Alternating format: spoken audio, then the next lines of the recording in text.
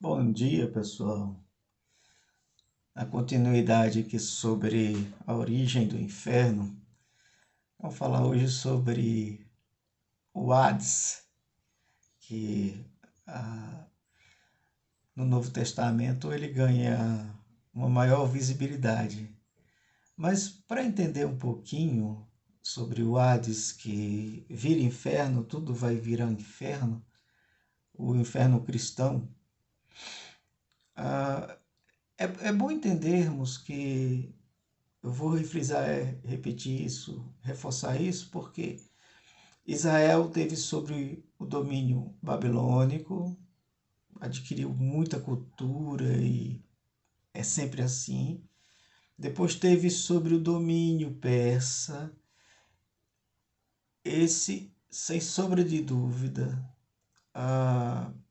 você vai estudar, você vai ver que a cultura persa, a religião persa, alguns especialistas dizem que em torno de 70 a 75% de toda a construção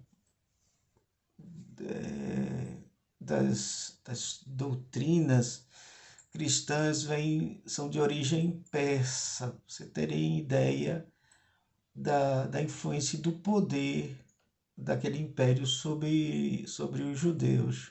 Sobre todos os povos, mas aqui especificamente sobre os judeus, porque estou falando do inferno que vai surgir daí. Depois em seguida vem logo o Império Grego, e aí a mitologia grega ela é muito, a gama é enorme, é muito ampla, todos os deuses, toda a mitologia grega, porque ninguém acredita de verdade que Poseidon exista, que Perséfone exista, que Apolo exista, que ninguém acredita, né? Nessa Poseidon, né? Zeus, ninguém acredita. Mas a mitologia grega, ela teve muita influência sobre os judeus. Por quê? Para se ter ideia, a gente nunca questiona isto. Mas o povo falava hebraico e aramaico, o povo de Israel, judeus, né? Falavam grego, falavam hebraico e era a língua oficial. Mas aí se a Septuaginta, porque os escritos que ele tinham, o Velho Testamento, era em hebraico, então eles se fez uma cópia que a gente é conhecida como a 70, ou outros chamam de Septuaginta, e é por volta aí do século I, II ou III antes de Cristo. E a Septuaginta ela é a tradução para o grego da Bíblia hebraica. Então, você imagina, o povo de Israel falando hebraico, falando aramaico, mas a Bíblia é escrita em grego, para vocês terem ideia da influência do grego. O vídeo não trata sobre isso, mas só para como que se fique registrado a influência dos gregos na construção do Novo Testamento, que o Novo Testamento é grego puro. Então é traduzida para o grego, que era a língua, vamos dizer, o inglês da época, é traduzida para o grego, para que não todas as pessoas, que a maioria das pessoas não tem acesso à educação não, viu? Não se iluda achando que o povo era tudo alfabetizado, né? Não era, era poucas pessoas. E, pois bem, mas ela é traduzida para o grego. E nessa tradução para o grego, ela vai pegar muita da cultura, muito da mitologia grega. E por que eu falo isso? Porque vamos lá, falemos sobre Hades. Quem foi Hades? Porque quando se lê no Novo Testamento, ninguém associa ele à mitologia, né? Associa ele como um inferno. Mas Hades era o deus do submundo. Houve uma batalha dos titãs, né? Houve a batalha dos titãs, E aí Zeus e os outros deuses, Poseidon, Hades, todos eles batalharam contra os titãs. E aí eles agora vencem e vão tomar, vão dividir, vamos dizer assim, vão dividir o reino por sorteio, entre Hades, Zeus e Poseidon. E cabe no sorteio a parte do submundo, porque a divisão foi assim: quem que ia dominar o céu, quem que ia dominar, quem seria o deus do céu, quem seria o deus da terra e quem seria o deus do submundo.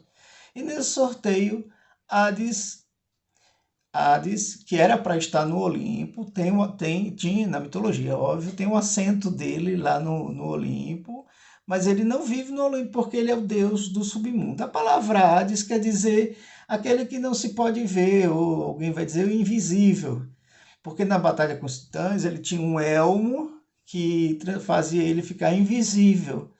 Esse elmo era a marca registrada dele e ele não. A palavra quer dizer isso, aquele que não se pode ver, o invisível, e esse é a origem do nome Hades. Ele, no sorteio, cabe a ele ficar com o domínio do submundo, né?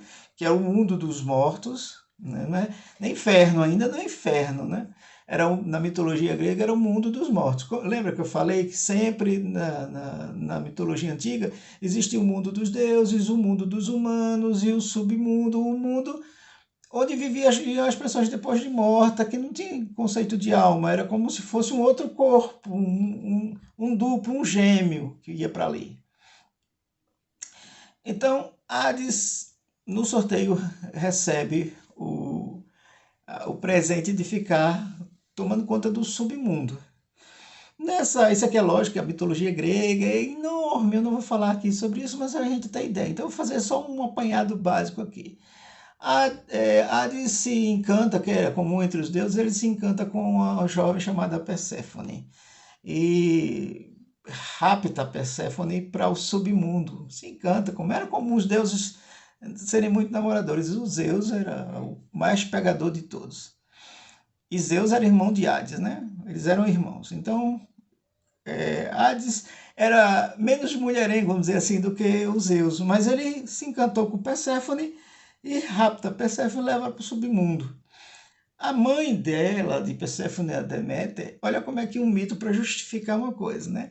A Deméter era a mãe da Perséfone e ela que cuidava da agricultura, do solo, da fertilidade, assim. Quando ela descobre que sua filha é raptada, né? Ela fica muito triste, muito triste.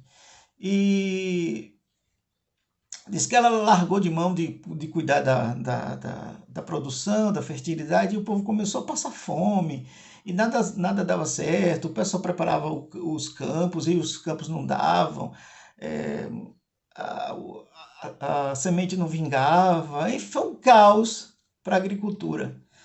Até que se Hermes, né, outro deus, né? E Hermes é engraçado porque Hermes ele transita entre os mundos, né? Ele está no Olimpo, ele vem para o mundo dos humanos, ele vai no submundo.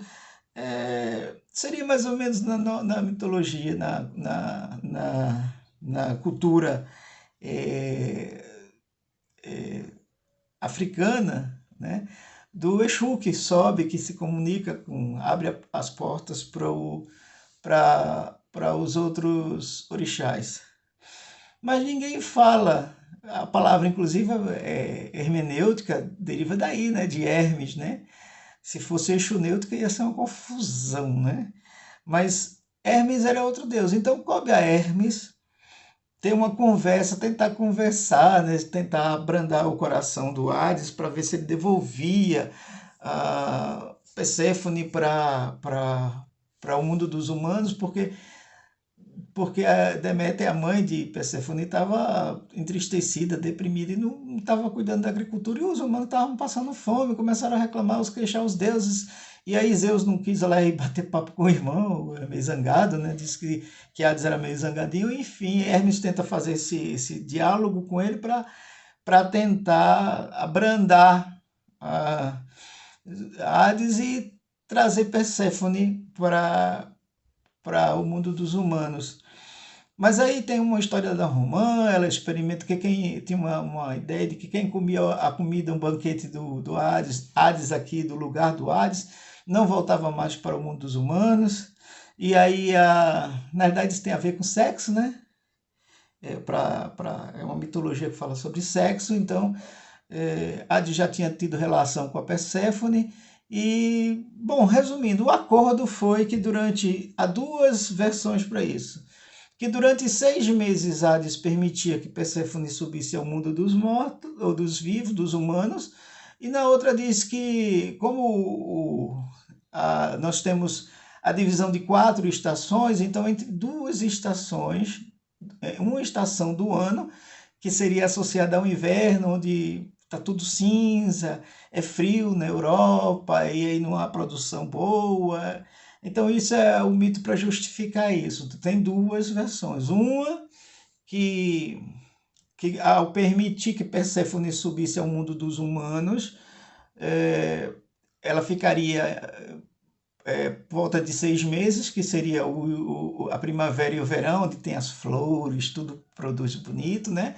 E na outra que ela viria só, viria, numa ela viria, ficava 6 meses em cima, uma primavera e verão, e noutra ela ficaria só uma estação, né? Que seria a primavera. Bom, a mitologia é do mesmo jeito. Então, esse foi o acordo que conseguiram fazer, que Hades conseguiu fazer, porque Perséfone vai virar uma rainha, né? Não existe, os deuses era comum ter as suas esposas, então ela vai ter a Hades vai ter a sua esposa Perséfone, e esse é um mito de começo para falar sobre Hades, que ainda não vira o inferno, viu?